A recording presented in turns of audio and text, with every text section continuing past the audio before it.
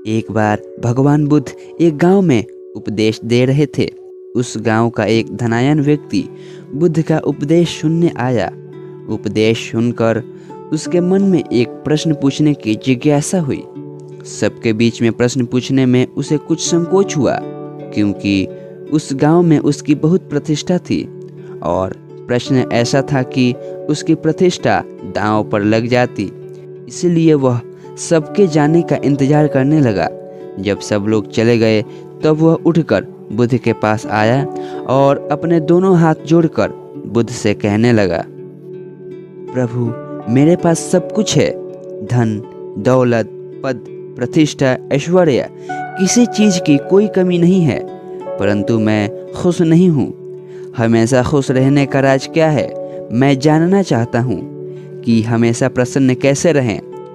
बुद्ध कुछ देर तक चुप रहे और फिर बोले, तुम मेरे साथ जंगल में चलो, मैं तुम्हें खुश रहने का राज बताता हूँ। ऐसा कहकर बुद्ध उसे साथ लेकर जंगल की तरफ बढ़ चले।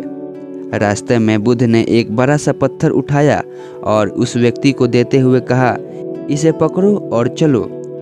वह व्यक्ति पत्थर उठाकर चलने लगा। कुछ समय बाद उस व्यक्ति के हाथ में दर्द होने लगा, लेकिन वह चुप रहा और चलता रहा।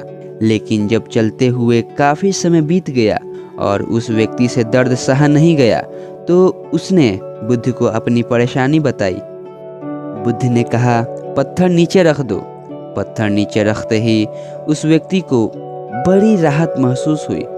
तभी बुद्ध ने समझाया, यही खुश रहने का राज है। उस व्यक्ति ने कहा, भगवान, मैं कुछ समझा नहीं। बुद्ध बोले, जिस तरह इस पत्थर को कुछ पल तक हाथ में रखने पर थोड़ा सा दर्द, 1 घंटे तक रखने पर थोड़ा ज़्यादा दर्द और काफ़ी समय तक उठाए रखने पर तेज दर्द होता है, उसी तरह दुखों के बोझ को हम जितने ज़्यादा समय तक अपने कंधों पर उठाए रखते हैं, उतने ही ज़्यादा दुखी और निराश रहेंगे। यह हम पर निर्भर करता है कि हम दुखों के बोझ को कुछ पल तक उठाए रखना चाहते हैं या जिंदगी भर।